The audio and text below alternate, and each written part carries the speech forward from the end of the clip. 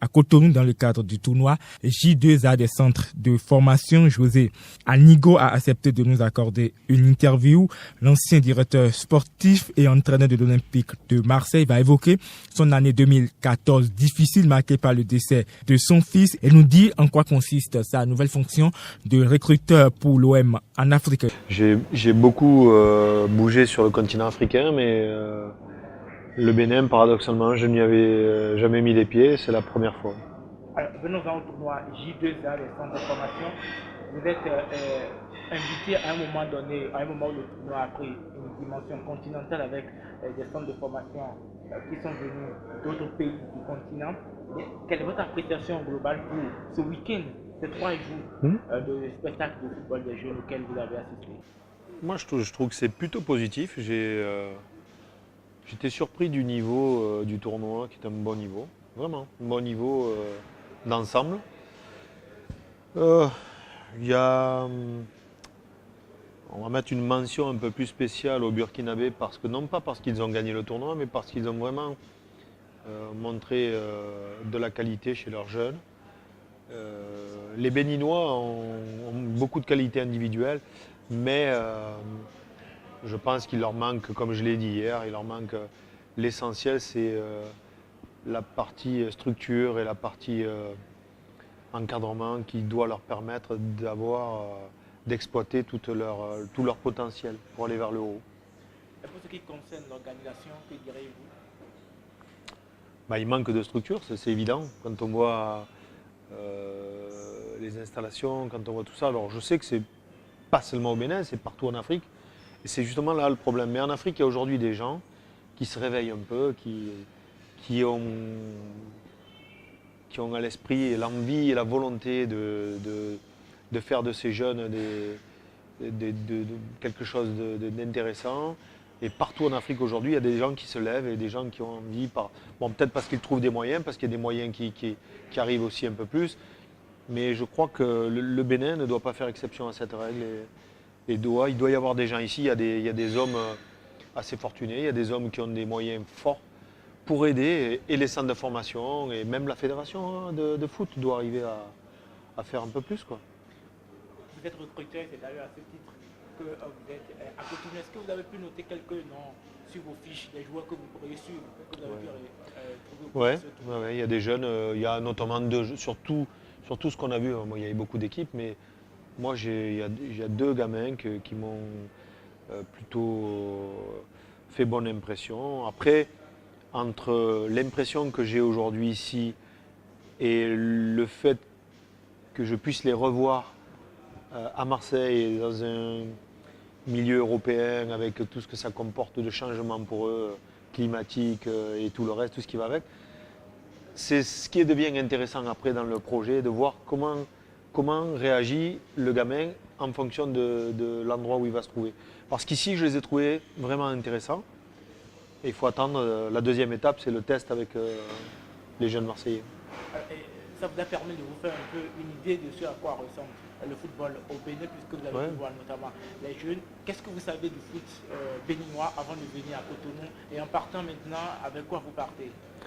Je pars avec une idée plutôt positive. J'ai vu de bons jeunes. J'ai vu de bons jeunes, et je vous le redis, qui méritent d'être aidés, et des jeunes à qui on doit permettre de rêver. Permettre de rêver pour aller accomplir un métier qui est le plus beau métier du monde, celui de joueur de football professionnel. Et je pense que ils ne doivent pas être exclus de ce rêve-là. Et alors il y en a qui passent, parce qu'il y en a des Béninois à l'étranger, mais c'est souvent des Béninois qui ne partent pas d'ici, mais qui sont des binationaux qu'on retrouve. Donc voilà. Après, je suis heureux d'avoir pu aussi rencontrer des gens ici qui sont des passionnés de foot et qui se battent pour essayer de faire quelque chose. Vous avez parlé des Béninois qui évoluent à l'étranger. Est-ce qu'il y en a que vous suivez? Ouais. Des Béninois qui jouent à l'étranger? Non, le seul qui était réellement connu et qui avait un potentiel pour jouer dans des gros clubs, c'était Stéphane Sessegnon. Après, il y a de bons jeunes, mais pour nous, non, pas aujourd'hui, on n'a pas de joueurs en vue. Oui, mais il y a tout au moins 2 Béninois en Ligue 1, tous évoluent à Caen, Jordan Adé, Emmanuel Moreau. Ouais. Comment les Adeoti. Adeoti et Imoru. Ouais. Vous les suivez? Je les connais, alors oui, je ne suis pas le seul à les suivre, je ne les suis pas spécialement. On les voit tous les week-ends dans le championnat, mais voilà, c'est des bons joueurs. Mais est-ce qu'ils sont faits pour l'OM? Pas forcément, non. Allez, José Amigo, on va s'intéresser cette fois à vous. Vous avez connu, je l'ai dit, on est dans l'introduction de l'année 2014 difficile sportivement et également sur le plan personnel. Et puis en fin de saison, après un intérim comme entraîneur de l'Olympique de Marseille, votre club de toujours, votre ville de toujours, on vous attendait reprendre vos fonctions de directeur sportif. Et puis vous prenez tout le monde à contre-pied, vous décidez de partir du club pour une nouvelle aventure. Vous êtes devenu depuis peu recruteur pour l'Olympique de Marseille du côté de l'Afrique. Est-ce qu'une telle décision a été mûrie? Ce sont le coût des événements qui vous ont obligé à partir? C'est un peu des deux. L'année 2014 a été peut-être l'année de trop pour moi, parce que c'est une année lourde. Et 2013-2014, ça a été pour moi une année hyper compliquée puisque j'ai perdu un enfant. Je pense que pour tout papa ou toute personne qui perd un enfant, c'est quelque chose d'insurmontable, un chagrin. Donc j'ai pu essayer de revenir à la vie grâce au foot, grâce à l'OM, mais grâce au foot en général. Ça m'a donné une manière d'évacuer tout ça, même si on ne l'évacue jamais à 100%. Et ça a été pour moi une année compliquée par rapport au foot, mais au mois de mars déjà, j'avais entériné le fait que je serais parti de Marseille parce que c'était le moment de le faire. Est-ce que quelque part, vous avez l'impression qu'on vous a poussé à la porte? Non, je ne peux pas dire ça. Je ne peux pas dire ça parce que les dirigeants du club ne m'ont pas mis dehors et j'avais la possibilité de rester. Contrairement à ce que les gens peuvent penser, Bielsa n'a jamais émis le souhait de me voir partir, bien au contraire, puisqu'il s'est appuyé en début de saison sur tout ce que je lui ai donné pour pouvoir construire son idée de départ au sein de Marseille.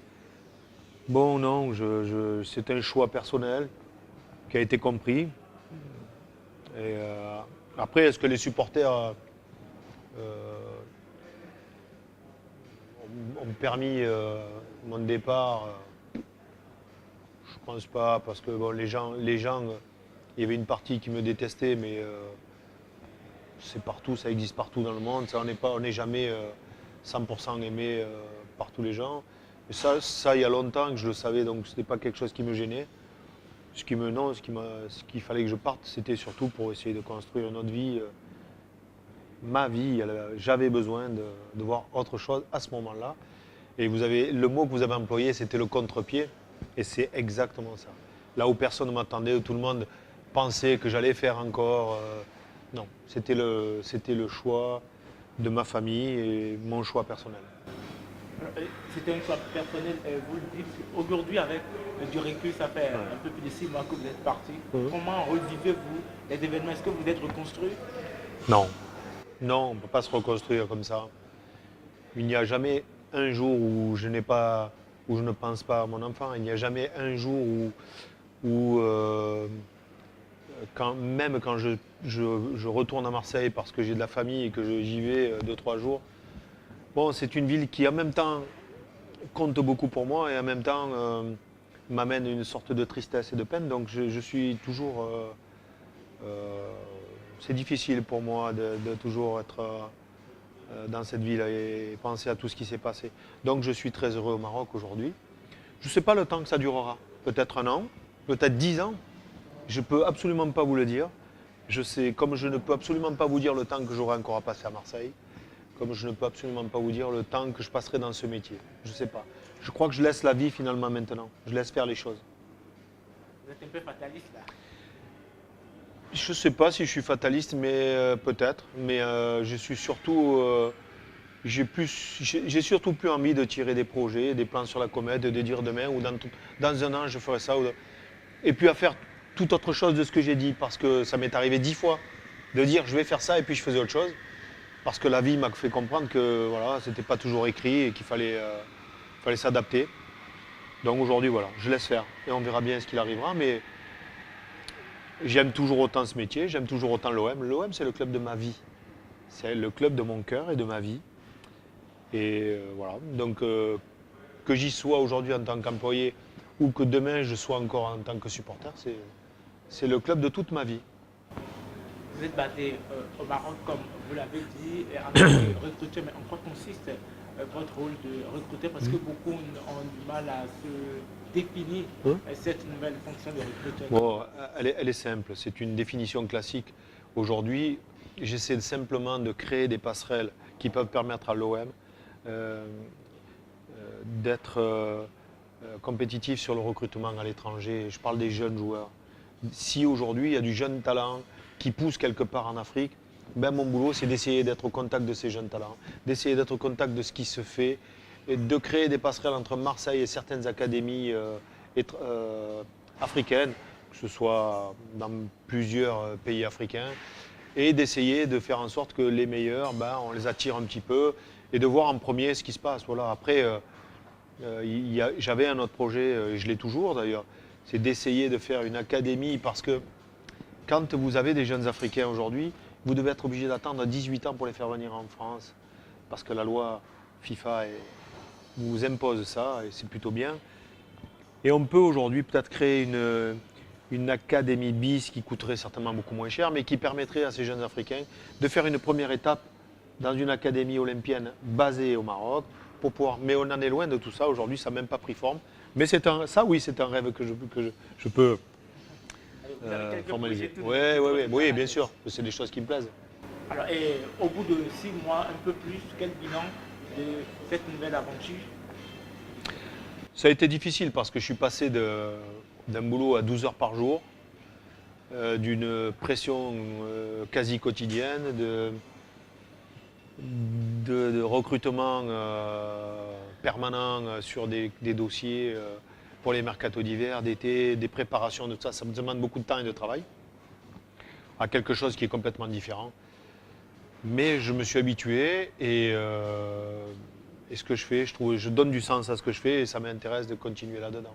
Et au Maroc et les autres pays où vous allez, est-ce qu'on vous accueille, est-ce qu'on vous permet d'exercer? Oui. Bah, c'est pas fort. Les gens me connaissent aujourd'hui grâce à l'OM. C'est pour ça que je dis c'est le club de ma vie. L'OM, mais pas qu'à moi, aujourd'hui permet de connaître les présidents qui sont passés, permet de connaître les entraîneurs qui sont passés, les joueurs, ainsi de suite. C'est une formidable vitrine. L'Olympique de Marseille est une vitrine exceptionnelle pour les gens qui y travaillent. Donc, je n'ai pas de mérite à être reconnu quelque part parce que c'est grâce à l'OM. L'OM, votre club, le club de votre vie, vous suivez certainement l'actualité de l'Olympique de Marseille. Aujourd'hui, l'OM est deuxième en championnat. Longtemps, Marseille a été en tête finalement. Le club a fini par lâcher la première place à Lyon. Vous êtes satisfait de ce classement pour le moment? Écoutez, je crois qu'en début de saison, si on avait dit à tous les Marseillais, à tous les dirigeants, à tout le monde, est-ce que si à la fin de l'année, si Marseille est sur le podium, vous seriez content? Je crois que tout le monde aurait dit oui.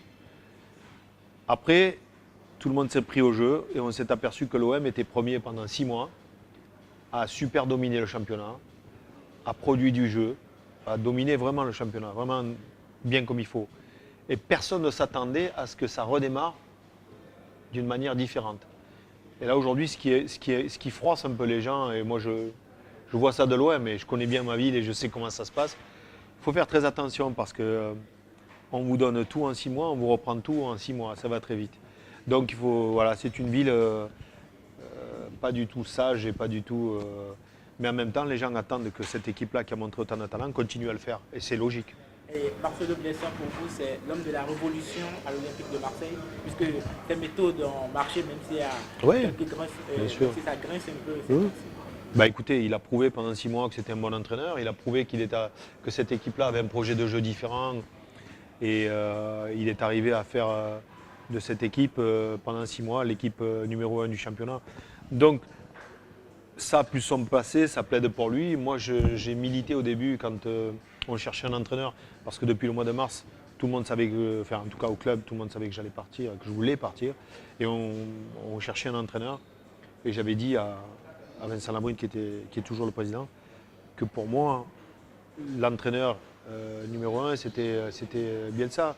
Et il avait une shortlist, il y en avait d'autres. Et il a choisi, parce que c'était, après discussion, certainement l'homme qui a réussi à le convaincre qu'il fallait le prendre. Et je crois que le président a fait le bon choix en prenant Bielsa.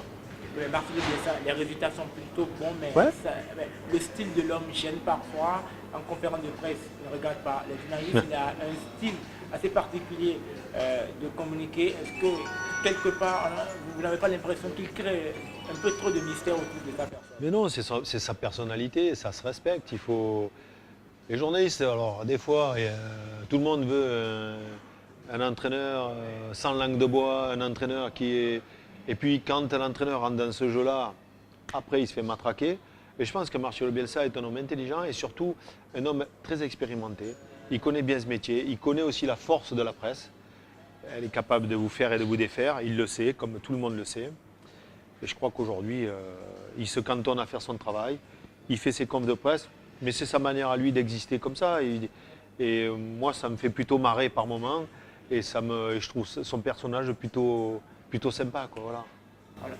Personnage sympa, mais quelque part, Bielsa a compté sur l'effectif que vous avez laissé. Il n'y a pas de grands renforts qui sont arrivés, ça en est même plein à un moment donné, ce qui a été à l'origine d'une passe d'âme entre le président Vincent Labrute et lui, mais il réussit avec un effectif qui a fini 7e du championnat l'année dernière, et le renouveau notamment de André Pierre Gignac, un joueur que vous n'avez pas beaucoup utilisé parce qu'on lui reprochait d'avoir des kilos en trop. André Pierre Gignac, non, l'an dernier, quand moi j'ai pris l'équipe du mois de décembre jusqu'à la fin, André Pierre Gignac a marqué quasiment un but tous les 2 matchs. Non, avec moi, il a plutôt bien marché. Il a fait une fin de saison. Alors, on ne s'est pas qualifié pour la Coupe d'Europe parce qu'on partait d'assez loin. Mais juste pour vous rappeler qu'on a fini les 8 derniers matchs avec 4 victoires, 4 nuls. On était invaincus sur les 8 derniers matchs.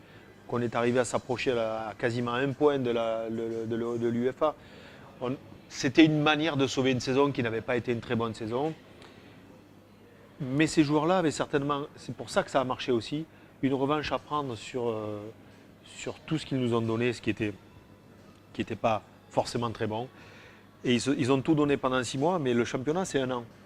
Et j'espère qu'ils donneront tout le reste parce que ce sont les joueurs qui ont les clés et ce sont eux qui doivent donner à Marseille et surtout aider leur entraîneur et leur président à faire en sorte que cette équipe soit en Ligue des Champions. Et ils peuvent très bien être champions. C'est tout à fait à leur portée s'ils se remettent à jouer comme ils ont joué les 6 premiers mois. Mais est-ce qu'ils peuvent encore rejouer ici parce qu'on a l'impression que l'équipe est essoufflée parce que les joueurs finissent les matchs carbonisés presque? Je ne suis pas au quotidien avec eux, je ne suis pas au quotidien à l'entraînement, donc je ne sais pas comment ils travaillent, je ne sais pas. Et puis sincèrement, j'essaie de ne pas m'en occuper, j'essaie de pas d'être très loin de tout ça. Mais j'y crois pas, ça vous savez, ils n'ont qu'un match par semaine. J'aurais accepté cette... L'entraîneur tourne très peu son effectif, c'est pratiquement les mêmes joueurs. Oui, mais il ne joue qu'un match par semaine. J'aurais pu comprendre si cette équipe-là avait joué la Coupe d'Europe, le championnat, ou encore en course pour une des coupes nationales, Coupe de France, Coupe de la Ligue. Je suis d'accord. Là, j'aurais pu le comprendre.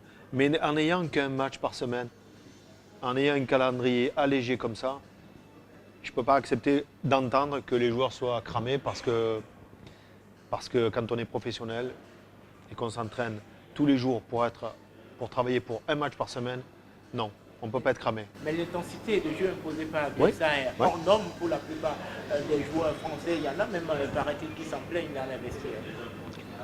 Le joueur français, à la base, il se plaint toujours de tout. Il n'y a que quand il part jouer à l'étranger qu'il ne se plaint plus de rien. Alors, je ne suis pas tout à fait d'accord avec cette analyse parce que je vous le redis, en ayant un match par semaine, le joueur français n'a pas à se plaindre, il doit travailler, il doit faire les efforts. On lui demande de faire un travail, j'ai vu jouer l'équipe de Marcelo Bielsa parce que je ne vois pas tous les matchs en fait, mais sur ceux que j'ai vus, il leur demande de faire un boulot de pressing sur 1h30. Qu'est-ce qu'il y a d'exceptionnel à ça? Il n'y a absolument rien d'exceptionnel. Ce qu'il a fait, ce qu'il leur demande, il est logique que les joueurs puissent le réaliser. Alors Marseille aujourd'hui est 2e de la Ligue 1 française. Est-ce que vous pensez que Marseille pourra finir sur le podium? Marseille pourrait devenir champion? Vous y croyez ou c'est juste un souhait? Non. Bon, c'est un souhait, bien entendu. Mais j'y crois. Je crois parce que si on voit jouer Paris aujourd'hui, on ne peut pas dire que Paris domine le championnat. On peut penser que Lyon est une équipe qui domine le championnat au vu de ces derniers mois. mais je ne fais pas Lyon plus fort que Marseille. Donc de ces 3 équipes aujourd'hui, il n'y en a pas une plus détachée que l'autre et je crois que ça va se jouer à pas grand-chose. Allez, vous avez évoqué le Paris Saint-Germain, mais on parle d'abord du Paris Saint-Germain avant de parler de Lyon, une équipe qui était annoncée pour dominer outrageusement la Ligue française. Beaucoup de difficultés au moment où cette équipe devrait pouvoir remporter facilement le titre. Comme le dit pour vous, quelles sont les difficultés? Quelle explication avez-vous aux difficultés du Paris Saint-Germain en ce moment? Certainement que, après c'est mon analyse et elle vaut ce qu'elle vaut, mais la défaite de l'an dernier contre Chelsea a quand même cassé quelque chose en Ligue des Champions, a cassé un élan que le Paris Saint-Germain avait. Ils sont repartis en championnat, ça a été moyen. Et puis, vous savez, quand les résultats et les performances sont en dents de scie comme ça, c'est jamais bon pour le mental des joueurs, l'équilibre d'une équipe. Après, vous avez quelquefois dans le vestiaire des points de division. Mais on sent... Alors, encore une fois, c'est vu de l'extérieur, parce qu'il faut être à l'intérieur pour tout comprendre. Mais vu de l'extérieur, on sent que tout ne tourne pas très rond. On ne sait pas pourquoi, mais cette équipe-là, aujourd'hui, effectivement, ne domine pas le championnat comme elle devrait le faire. Ce qui laisse toutes les chances à Lyon et à Marseille. Laurent Blanc est beaucoup critiqué. On pense qu'il est le principal responsable. Est-ce que vous partagez cet avis? Qu'est-ce que vous voulez que je vous dise? Quand on est entraîneur, on est forcément responsable. Ce qui s'est passé l'an dernier à Marseille, j'en porte aussi une partie de ma responsabilité. On n'est jamais seul responsable parce que les choses, on ne fait jamais seul, contrairement à ce que les gens pensent. Vous avez tout autour de vous des gens qui vous accompagnent et qui vous aident et qui vous orientent sur les choix. Mais vous êtes le seul en première ligne et seule la victoire a des frères. La défaite, elle est orpheline, l'échec est orphelin. Et quand vous êtes en situation d'échec, on vous pointera du doigt tout seul. Je l'ai vécu, c'est ce que vit Laurent Blanc aujourd'hui, ce qui n'empêche que Laurent Blanc est un bon entraîneur. Ce qui n'empêche qu'il les a quand même menés au titre de champion l'an dernier, ce n'est pas par hasard. Donc on ne peut pas incriminer seulement Laurent Blanc, mais malheureusement, il emportera la responsabilité, c'est comme ça.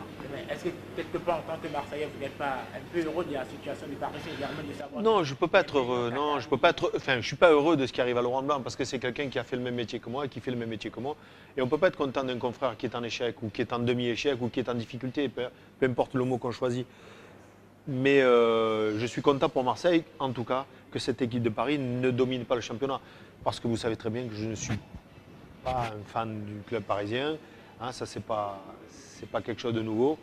Et que je suis profondément enraciné à l'Olympique de Marseille, dans mon club, parce que je voudrais absolument... J'aimerais vraiment, si vous m'avez parlé de souhait, c'est un vœu, c'est un souhait, appelons-le comme on veut, mais je voudrais vraiment que Marseille soit champion. Vous pouvez avoir tout l'argent du monde. Ça ne fait pas courir les joueurs plus vite, ça ne fait pas sauter les joueurs plus haut. Ça amène de la qualité, je suis d'accord, mais on voit que Montpellier, une année, a été champion de France avec un effectif cohérent, avec un projet de jeu cohérent. On voit que Lyon y arrive, on voit que Marseille y arrive, ce qui montre bien que c'est pas, l'argent ne fait pas tout. Un mot sur l'Olympique lyonnais, c'est une équipe qui séduit Oui. en ce moment, avec un entraîneur qui a plutôt mis du temps à trouver, à prendre ses marques, à trouver la bonne recette, mais finalement, Lyon vous séduit également. Ce qui séduit, ce qui montre que Lyon, c'est tous ces jeunes qui sortent de leur centre, c'est tous ces jeunes qui aujourd'hui ont sonné la révolte d'une équipe qui a mal démarré et qui a trouvé un rythme de croisière grâce à ces jeunes. Et j'ai presque envie de dire que ce sont les jeunes qui ont amené les vieux à tirer les vieux vers le haut, les vieux entre guillemets parce que c'est des joueurs de 30 ans, mais les anciens à aller vers le haut. Et je suis pas surpris, c'est une équipe qui joue bien. Mais si on compare Lyon et Marseille dans la première partie, je le dis sans chauvinisme, je trouve que Marseille a fait un meilleur championnat que Lyon dans la première partie. Mais Lyon a été un peu plus régulier là jusqu'à aujourd'hui.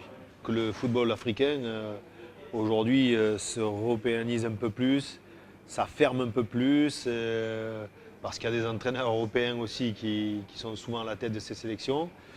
Et beaucoup de ces joueurs jouent en Europe, beaucoup ont compris que les matchs ça se gagne, ça se joue mais surtout ça se gagne et que le football spectacle c'est bien mais ce qu'on retient c'est les vainqueurs à la fin.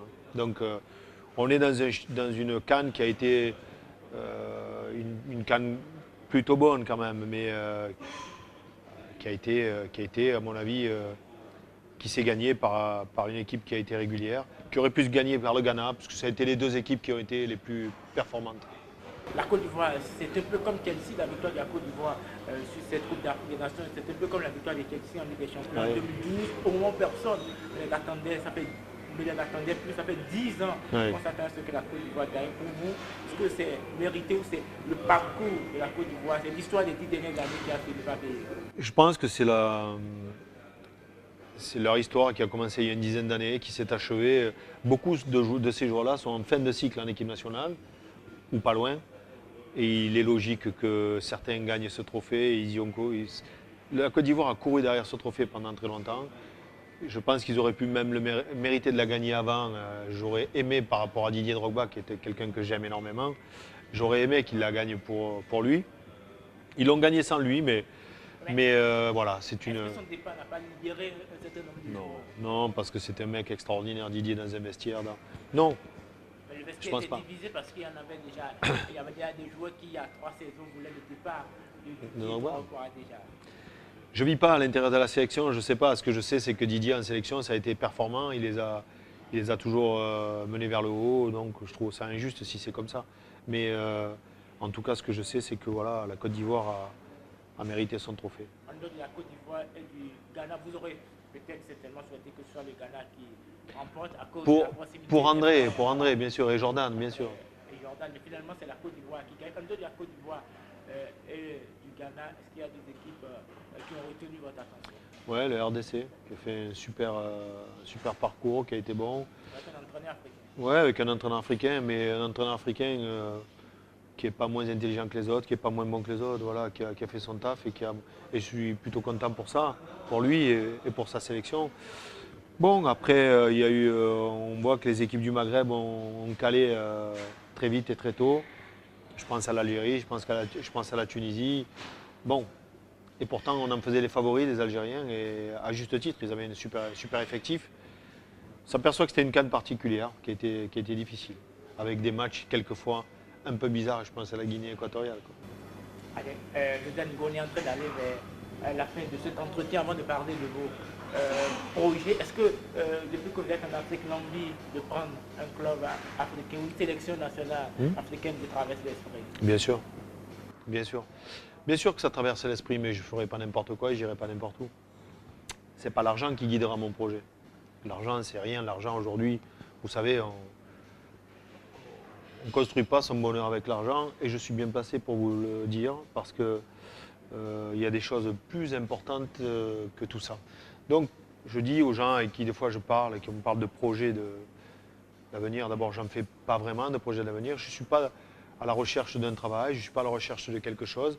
Mais si une sélection, avec une aventure humaine, avec un projet humain, et encore une fois, je vous le redis, ce n'est pas un projet financier que je recherche. Je ne recherche absolument rien. J'écoute et j'entends, mais si un jour, cette opportunité se présente de construire quelque chose, de bâtir quelque chose, franchement, je l'écouterai des deux oreilles. Sinon, non, ça ne m'intéresse pas. Ça ne m'intéresse pas d'aller dans un projet simplement de courte durée pour dire, voilà, on gagne de l'argent, merci, au revoir, et faire le mercenaire, ce n'est pas mon truc. Je n'ai jamais aimé ça et je ne le ferai pas. Et quel genre d'équipe vous auriez entraîné une grosse cylindrée ou peut-être une petite nation qui vous propose un projet sur la vie? Non, même une petite nation, c'est pas, je vous le dis encore une fois, ce n'est pas le projet grosse nation ou petite nation. Vous avez plus de mérite à partir avec une petite nation et à réussir que d'aller, aujourd'hui, vous prenez la Côte d'Ivoire, sans me faire injure à Hervé Renard, parce que son travail est immense. Mais vous avez plus de chances de gagner la CAN si vous prenez la Côte d'Ivoire que si vous prenez la République démocratique du Congo ou si vous prenez ou le Bénin, vous voyez. Donc c'est logique. Mais on peut arriver à faire des choses quand les gens vont dans le même projet que vous, quand il y a une communion entre la fédération, l'entraîneur et les joueurs. Et quand il y a du respect pour tout, quand le travail est mis en place, quand tout est fait, ce n'est pas un travail qu'on met en place en 1 mois, en 2 mois, et de dire, parce que ce qui fait mal, c'est toujours de dire, on a un projet à 2 ans parce qu'on veut aller à la CAN. Et si vous n'allez pas à la CAN, donc on déblaye tout ce qui va à l'entraîneur, le staff et tout. C'est pas comme ça. C'est un mauvais projet. Et encore une fois, je ne suis pas à la recherche de quelque chose. Je parle peut-être pour les entraîneurs qui sont déjà en place dans les sélections et à qui je dis, il faut laisser les travailler parce que ces gens-là ont besoin de temps pour vous construire quelque chose. Mais je sais qu'en Afrique, comme dans les clubs, en Europe et partout, le temps est compté. C'est dommage.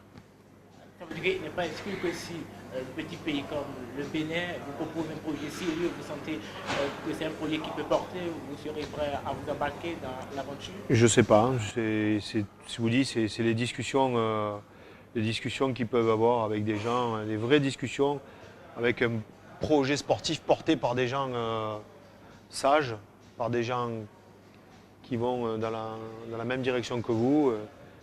Sinon, c'est même pas intéressant. C'est pas, voilà. Mais sinon, après, la vie, on ne sait pas où elle nous mène. Il faut la laisser faire. Merci d'avoir suivi cet entretien avec José Anigo et restez en notre compagnie.